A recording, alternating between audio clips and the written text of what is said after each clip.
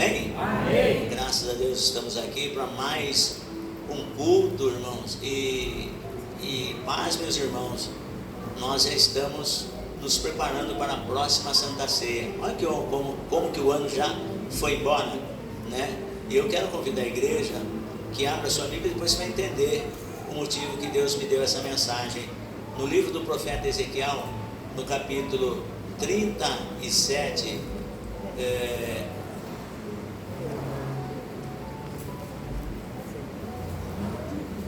versículo de número 11,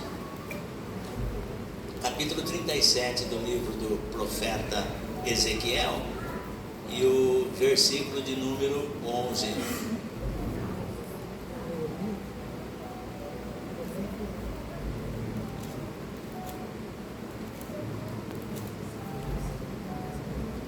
Eu sei que está fácil a leitura, porque hoje nós estamos aí com a tecnologia hiper mega avançada, mas eu sei que tem alguns irmãos que preferem o tradicional, a Bíblia, né? Então por isso que eu dei esse tempozinho aí, para que os irmãos pudessem se organizar, tanto aqui no telão, como na sua Bíblia aí, na sua mão. O versículo 11 diz assim: então me disse, filho do homem, estes ossos são toda a casa de Israel, e eis que dizem: os nossos ossos se secaram e pereceu a nossa esperança, nós estamos cortados.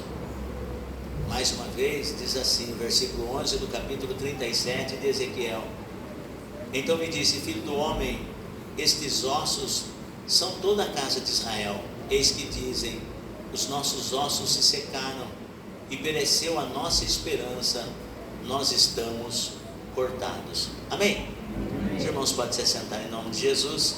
Se você puder aplaudir o nome do Senhor Jesus, mais uma vez, a honra, a glória, o louvor, a majestade, a santidade, o poder é dele, para ele e por ele.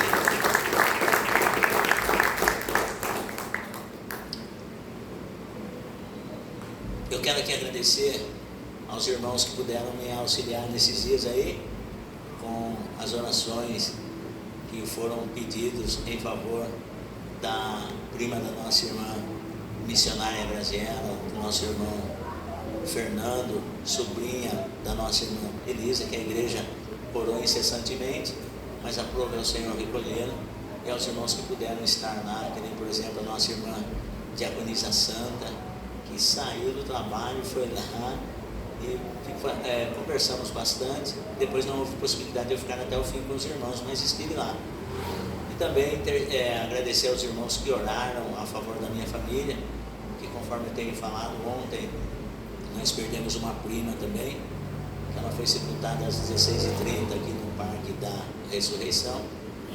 E eu agradeço também de uma maneira toda especial ao nosso irmão cooperador Jorge, nossa irmã Daiane, e em especial também a nossa irmã missionária Elisete, por ter dado suporte. A nossa irmã Oremi, durante todos esses dias aí, tem se feito presente na vida do nosso irmão Paulo Sérgio e da nossa irmã Rosângela, assumindo o meu lugar, né, e da minha esposa missionária Marli, naquilo que a gente não podia dar assistência devida ao nosso irmão Paulo Sérgio e a sua companheira, nossa irmã Rosângela, pelo estado de saúde que ela se encontrava, e a gente sabia que o caso dela era muito complicado mesmo.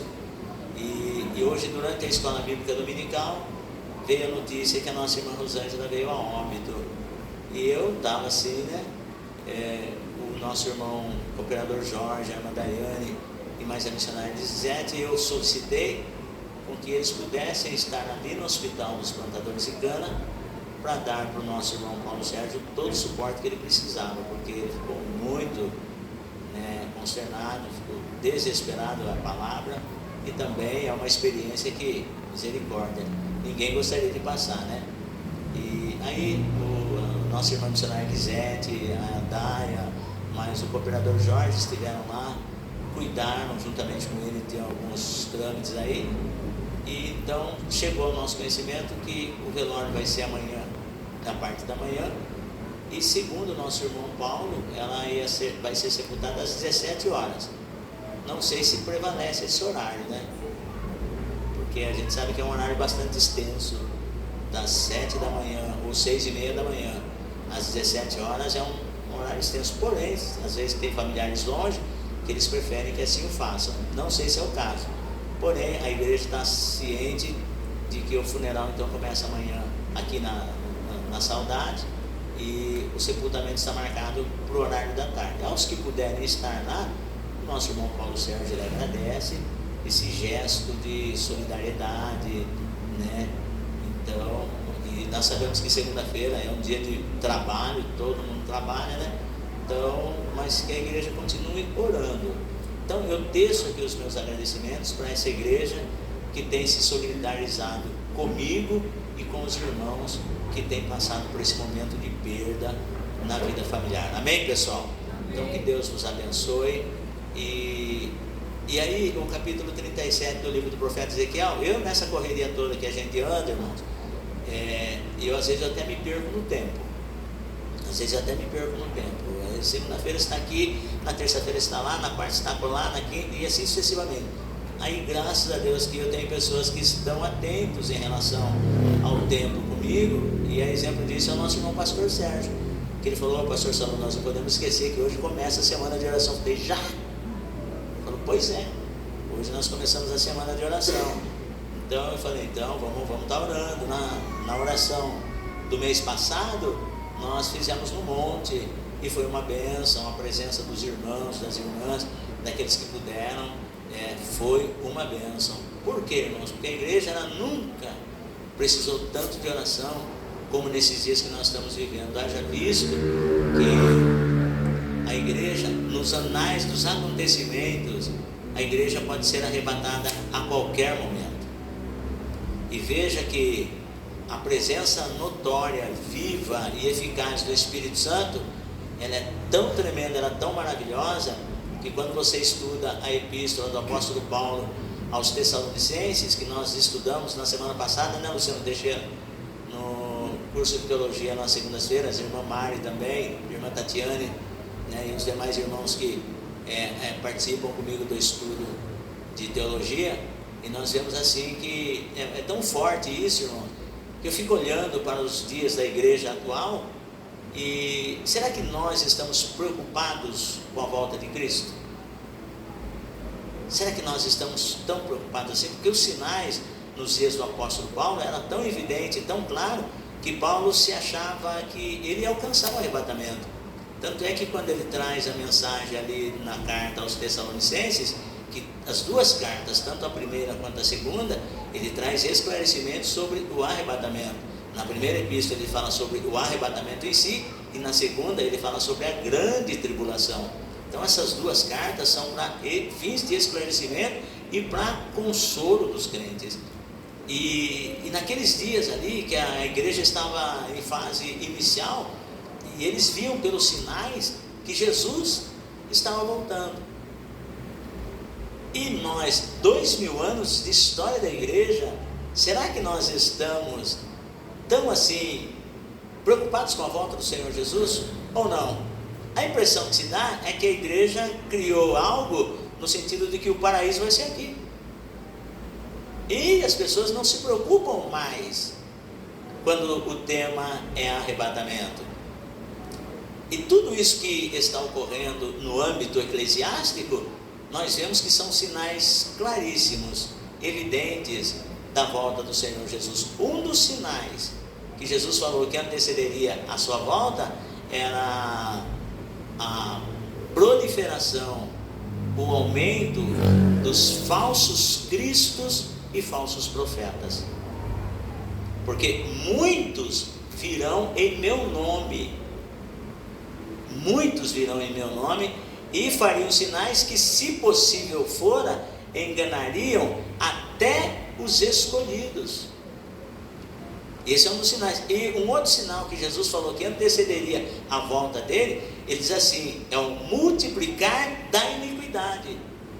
E ele diz assim que o multiplicar da iniquidade, ele traz como consequência o esfriamento do do amor. Ele diz assim: e por se multiplicar a iniquidade, o amor de muitos esfriariam. Então esses são sinais evidentes da volta de Cristo.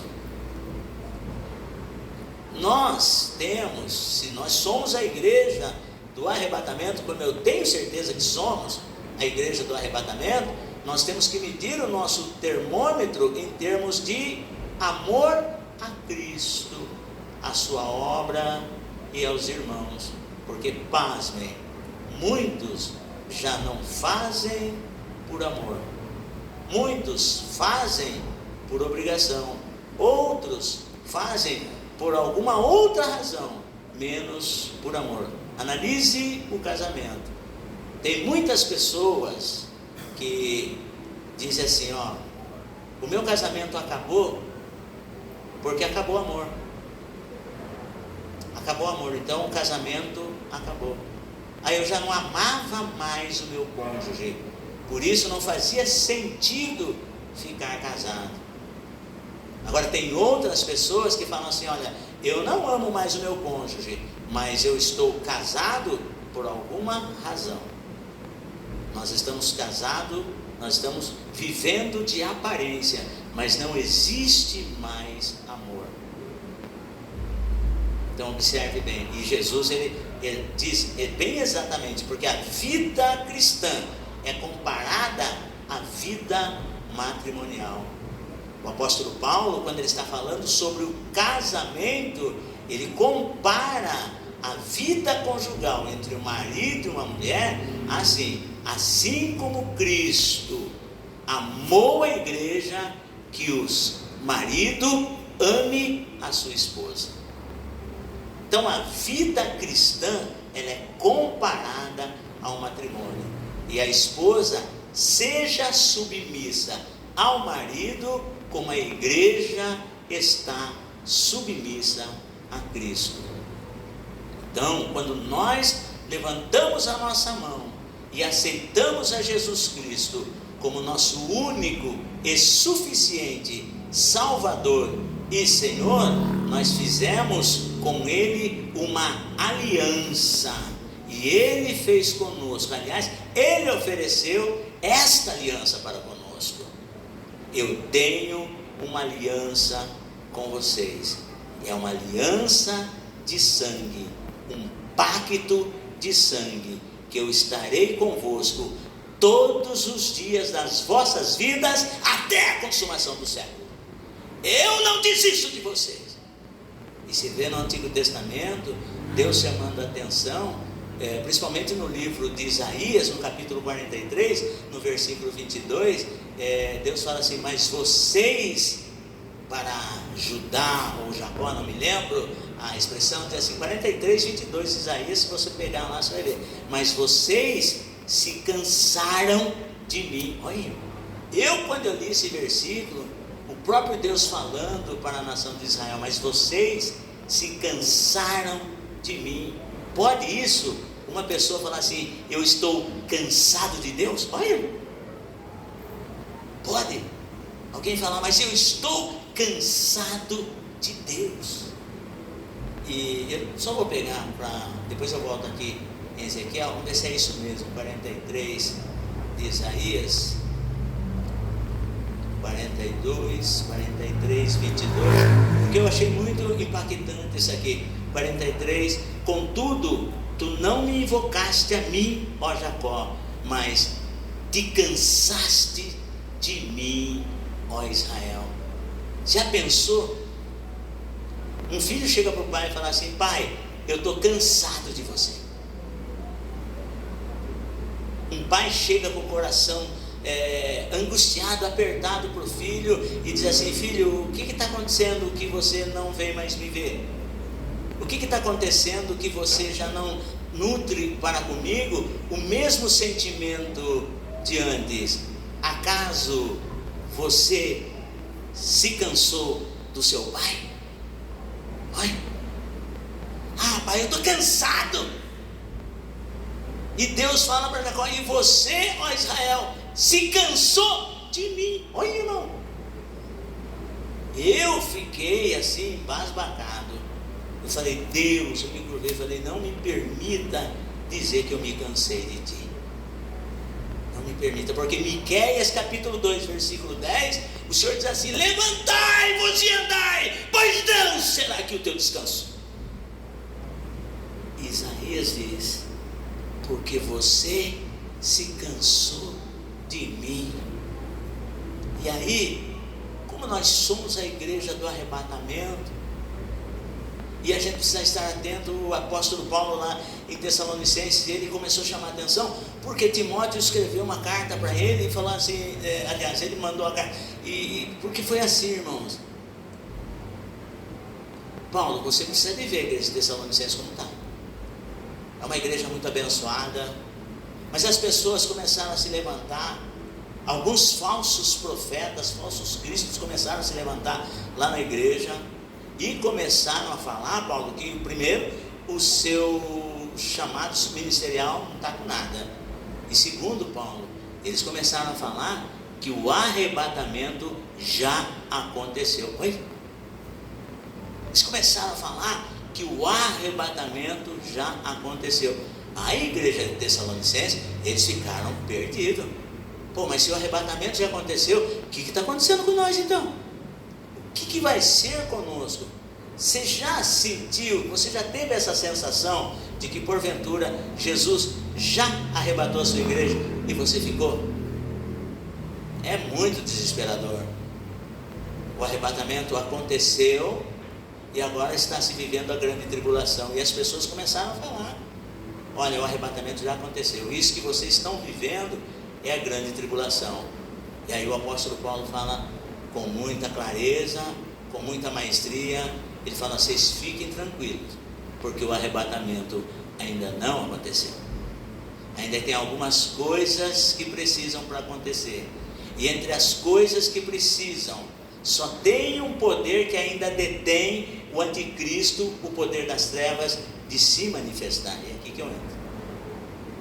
Só tem um poder que detém para que ainda o mal não se manifeste, e esse alguém que ainda está atuando na minha vida, na sua vida, na vida da igreja, impedindo o anticristo de se manifestar, é o Espírito Santo através da igreja. Então, nessa pouca força que eu e você muitas das vezes nos encontramos, esse processo que a igreja está passando nesses últimos dias, mas na sua pouca força, nas suas orações, nas suas súplicas, no seu clamor, o Espírito de Deus ainda está operando na face da terra.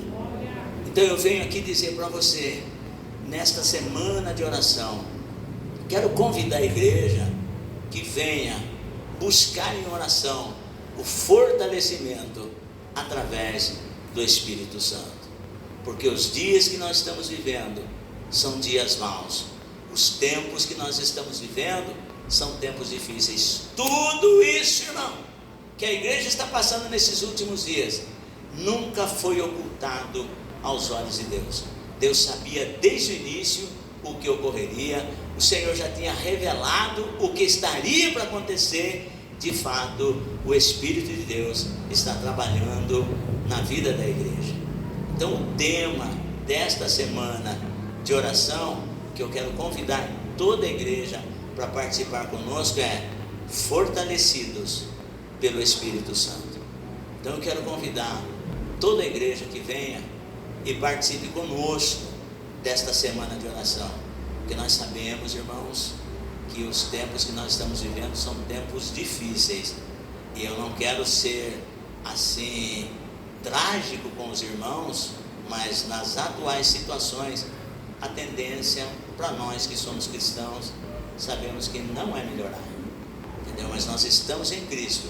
Enquanto o mundo está em crise, nós estamos em Cristo, e enquanto nós estivermos em Cristo, nós somos mais que vencedores por Cristo Jesus nosso Senhor. Agora se perceba comigo, nós estamos vivendo dias assim como o profeta Ezequiel. Ezequiel, quando você olha a vida do profeta Ezequiel, você vê assim, um homem talvez cheio de frustrações, cheio de frustrações, porque ele planejou a sua vida de uma tal maneira. E o nosso irmão evangelista Fernando, ele estava falando isso ontem. Assim, às vezes o nosso pai biológico, ele projeta alguma coisa para a gente, e de repente aquilo que o nosso pai biológico projetou, acaba que não acontecendo da maneira que o nosso pai biológico nos projetou. E isso eu trago comigo, que de repente traz frustrações, que nós nos preparamos uma vida inteira. Nossos pais nos preparam: olha, você vai ser um engenheiro, e vai estudar nos melhores colégios, e vai se preparar para ser um engenheiro. E o outro: você vai ser médico. E de repente nós colocamos muitas das vezes na vida dos nossos filhos as frustrações naquilo que nós não conseguimos ser. Aí de repente meu filho fala assim: pai, mas por que o senhor quer que eu seja médico ou engenheiro ou algum outro profissional da área, sei lá? Eu falo: não, porque aquilo que eu não consegui ser, eu quero que você seja. E de repente o pai, inconscientemente, ele está projetando no filho aquilo que ele gostaria de ser, mas ele acabou por se frustrar. E quando você vê a vida de Ezequiel, você vê talvez um homem frustrado, porque quando ele estava lá em Jerusalém, ele se preparou para o sacerdócio, para o ministério sacerdotal.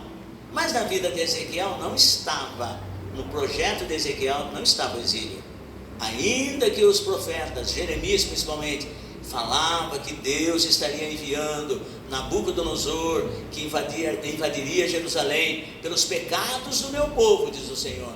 Ainda que Jerusalém fosse levado cativo para a Babilônia, e esse cativeiro durasse pelo período de 70 anos, e como nós sabemos que aquilo que Deus fala se cumpre, tem muitas coisas que nós não conseguimos assimilar que é para os nossos dias, ou que são para os nossos dias. A exemplo, o arrebatamento.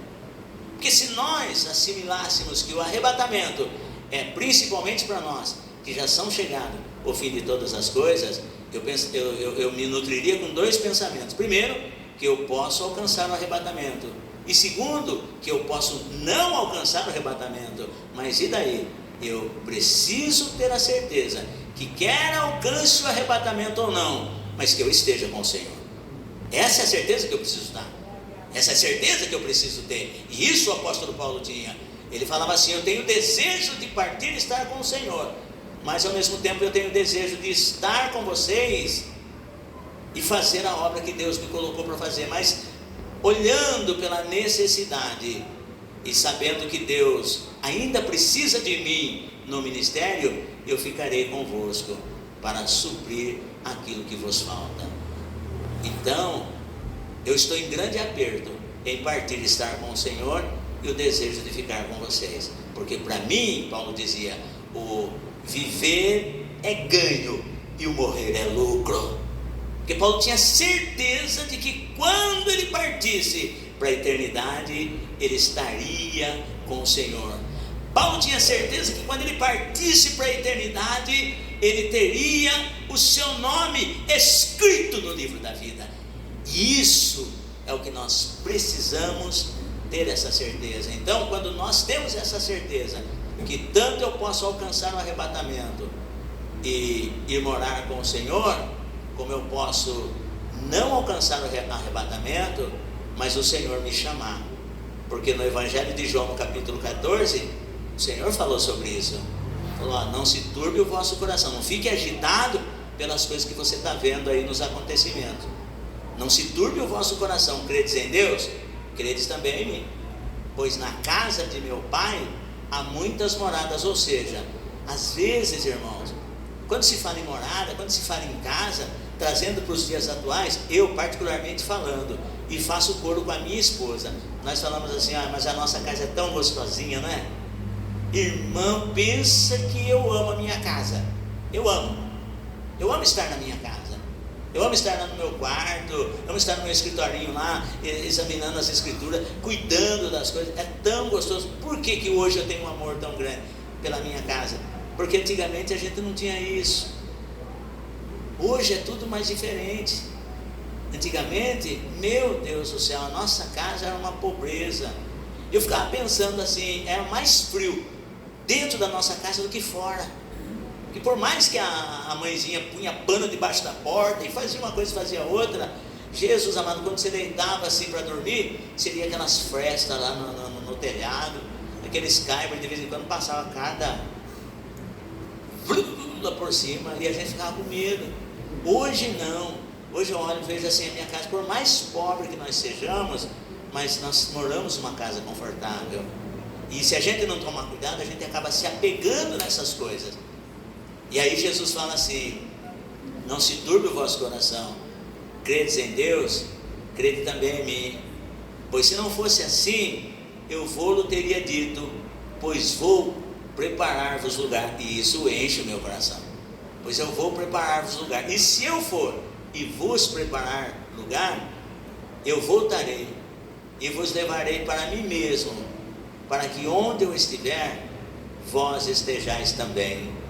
Aí vai chegar uma hora, e assim como vai acontecer com a vida dos irmãos, pode acontecer na minha vida, e vai acontecer na minha vida, se eu não alcançar o arrebatamento. Sabe que o Senhor recolheu o irmão Salu? Mas onde o irmão Salu morava? Na rua Fernando Lopes, Pauliceia, né? Número 1733. Mas de repente, o anjo vai dizer assim: ele não mora mais aqui, ele morava nessa casa aí, mas hoje ele mora numa casa melhor, numa cidade melhor, onde eu preparei para ele. Irmãos, eu não vejo a hora. E aí você percebe que quando nós somos a igreja do arrebatamento, o que arde, o que nutre o nosso coração é estarmos na eternidade com Cristo. E eu olho aqui o livro do profeta Ezequiel, eu percebo assim, que enquanto nós estamos nessa terra, nós temos muitas dificuldades, nós temos muitas tribulações, nós temos muita tristeza. E o que é que nós falamos quando nós estamos aqui? Porque a igreja, o ministério que nós estamos vivendo hoje, é o ministério do Espírito Santo, e cada um de nós, morada, templo do Espírito Santo, nós somos um representante de Deus na terra. Então, para nós, desses últimos dias, há uma responsabilidade enorme, porque quando nós abrimos a nossa boca para falar, e nós falamos em o nome do Senhor Jesus, nós trazemos o reino de Deus na terra. Sabia disso? Sabia disso? Então, esses dias que nós estamos vivendo, que a igreja está vivendo, é o ministério do Espírito Santo. E aí o que acontece? Só que nós ouvimos muitas pessoas se lamentando, nós ouvimos muitas pessoas reclamando, nós ouvimos muitas pessoas amaldiçoando ou murmurando. E o que é que nós fazemos? E aí você percebe, olha a situação, o que Deus falou através do ministério de Jeremias se cumpriu. O povo foi levado em cativeiro. Ezequiel estava se preparando para o ministério profético lá em Jerusalém. Ele ia servir como sacerdote no templo em Jerusalém. Mas quando Nabucodonosor entrou em Jerusalém, levou uma leva de pessoas nobres para a Caldeia ou para a Babilônia. Quem foi junto? Ezequiel. E quando Nabucodonosor, por permissão de Deus, se assenhoreou de Daniel, de Sadraque, Mesaque, Abednego e de Ezequiel, que foi numa outra leva, quando o Senhor se assenhoreou, quando Nabucodonosor se apossou de Ezequiel, ali ele falou: os meus sonhos foram por água abaixo. E toda a minha preparação como sacerdote, e agora o que vai ser? De que adiantou eu me preparar? De que adiantou eu fazer tantas coisas, tantos cursos, me preparar? Tipo assim, eu nadei e morri na praia. Ezequiel se frustrou, e ele vai embora agora para a Babilônia. Ele estava lá na beira do rio Quebar, ele estava lá chorando as suas mágoas. E aí, quando estava bem no tempo dele cumprir o seu ministério sacerdotal, a Bíblia diz assim que abriram-se os céus, e ele passou a ter visões de Deus. É como se Deus falasse assim para Ezequiel: Ezequiel, você se preparou para uma vida ministerial, mas eu tinha um outro plano para você. Então talvez você tenha se preparado para tantas coisas, mas Deus tem um plano especial para você. Talvez você tenha se frustrado com tantas coisas, mas Deus e os planos de Deus não frustram na sua vida. E Ezequiel agora ele começa a tomar ânimo, começa a tomar fôlego, e ele vê que os dias, os meses, os anos se passam, e o que ele ouve dos cativos ali na Babilônia é uma coisa só, a palavra de derrota. Nós estamos cortados, perdemos toda a esperança, para nós não tem mais jeito. É como se trazesse para os dias atuais a pessoa que chega e fala assim: o meu casamento acabou. Ou a pessoa fala assim: para mim já não tem mais jeito, tudo que eu faço dá errado, para mim acabou. Então, eu venho aqui dizer, como 2 e 2 são 4 e não 5, como muitas pessoas dizem.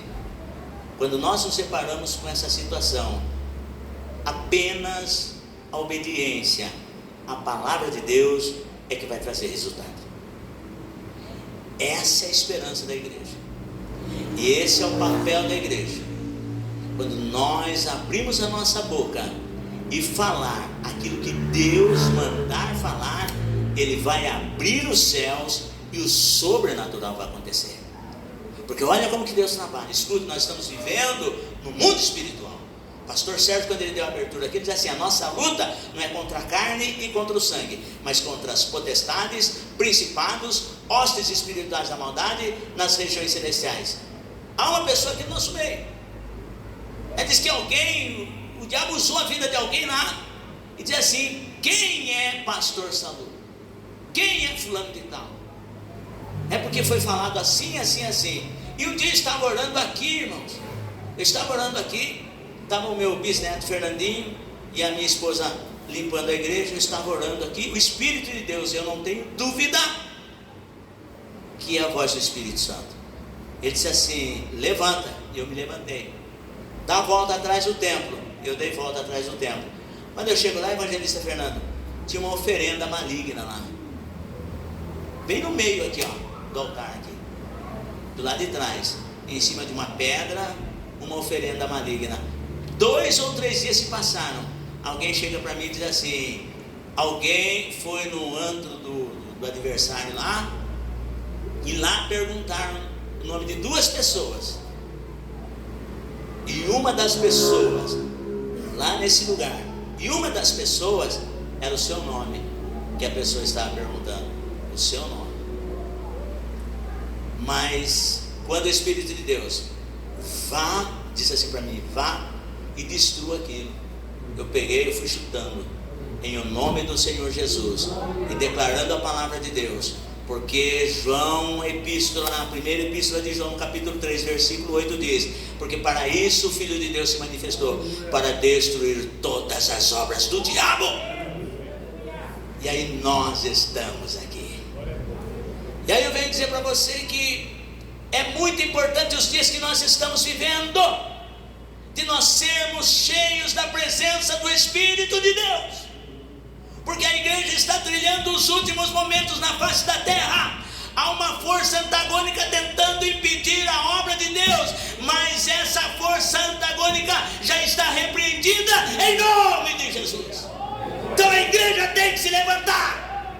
O Espírito de Deus nesses dias ele tem me mostrado a igreja caminhando prostrada, mas não é prostrada em adoração, prostrada em sinônimo de derrota, mas o povo de Deus é mais do que vencedor.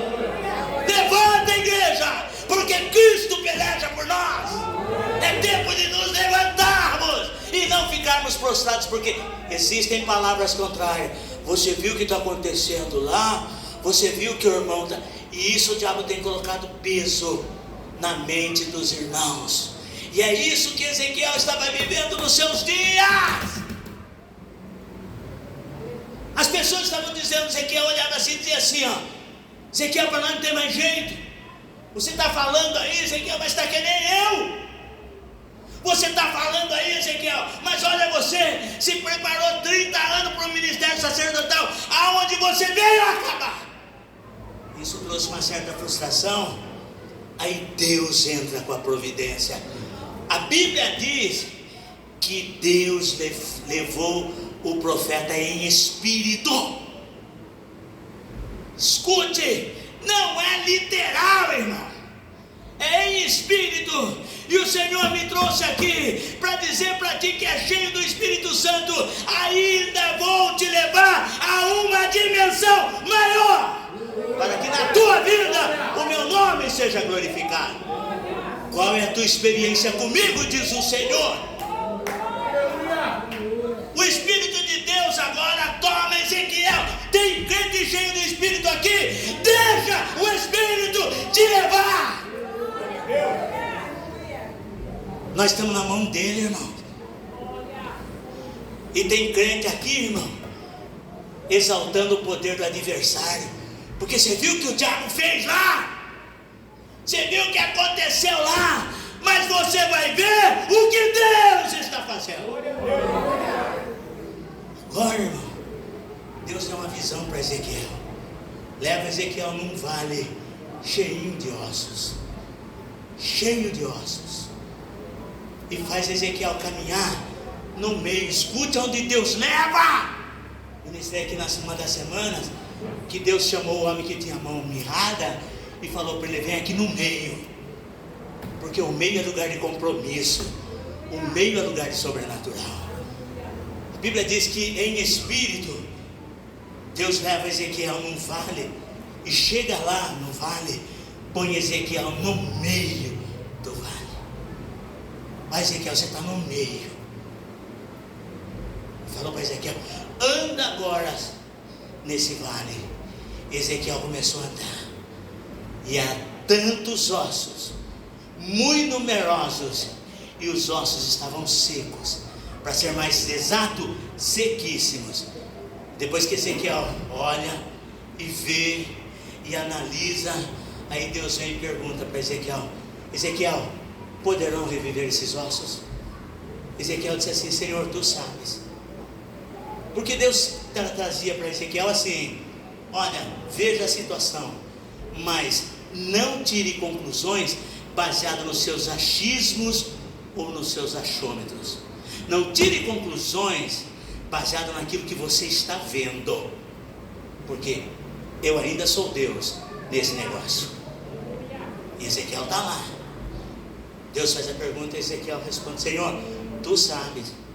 Deus fala para ele, é como se Deus falasse assim para ele: então fale do que você acredita. Porque uma coisa é você dizer que acredita, outra coisa é você falar e acreditar. Porque tem muitas pessoas, irmãos, que dentro da igreja, oh glória, aleluia, mas quando sai para fora, vive totalmente o contrário. No matrimônio, no trabalho, na vida eclesiástica pessoal, faz tudo ao contrário. E nessa noite você precisa entender que quem está te levando nessa dimensão não é o adversário, mas é o Espírito de Deus. Porque se você é uma pessoa que ora, se você é uma pessoa que estuda a palavra, se você é uma pessoa que abomina aquilo que Deus odeia, se você é uma pessoa que se aproxima das coisas que Deus se aproxima e afasta das coisas que Deus se afasta, então não tenha dúvida, não é o espírito maligno, não é seu pensamento que está te levando, mas é o Espírito de Deus que está te levando. Tenha essa convicção. E aí Deus fala para Ezequiel: profetiza. Então profetiza sobre esses ossos. Diga a esses ossos: assim, assim e assim. E aí eu encerro e convido você para que venha orar comigo. Se você vier na segunda-feira, mesmo estando aqui no curso de teologia, tem espaço lá em cima que vai caber toda a igreja. Se for o caso, eu ponho os alunos na parte de cima e você vem orar, mas venha se fortalecer pelo Espírito Santo, porque o diabo não pode nos vencer, o desânimo não pode nos vencer, a enfermidade não pode nos vencer, porque nós já somos mais do que vencedores. Só que assim, a obediência é que vai trazer as bênçãos, não a bênção. E Ezequiel, o texto vai dizer que Ezequiel falou assim: e eu profetizei conforme ele me deu ordem, ou seja, e eu profetizei conforme ele me mandou. Então eu venho aqui e encerro. Qual é a ordem de Deus para a igreja nesses dias? Não viva e não fale segundo o que você está vendo, mas viva e fale o que Deus está te mandando dizer. Porque Deus, Ele não tem compromisso com as minhas palavras e com as suas palavras, mas Deus tem compromisso com as palavras dele. Porque se você continuar falando, olha o que o Espírito de Deus diz, se você continuar falando o que você está vendo, isso é muito complicado. Nós estamos cortados e está assim. Deus falou: Ezequiel, comece a profetizar, converse com esses ossos secos, clame a esses ossos secos, diga assim, assim, assim, assim.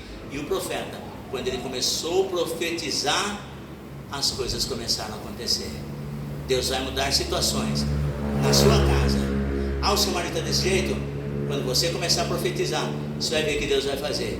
A sua vida profissional está tudo bagunçado, a sua vida financeira está arruinada, mas comece a profetizar, você vai ver o que Deus vai fazer. Ainda não terminará esse ano e tu começarás a viver o sobrenatural de Deus em todas as áreas da sua vida. Você crê? Diga amém. Diga assim: Deus mandou e eu obedeço.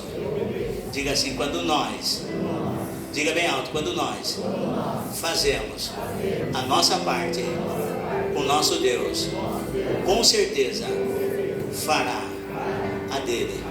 E diga assim: o nosso Deus é poderoso para fazer tudo, muito mais, diga muito mais, abundantemente, além daquilo que pedimos ou pensamos, segundo o poder que em nós opera.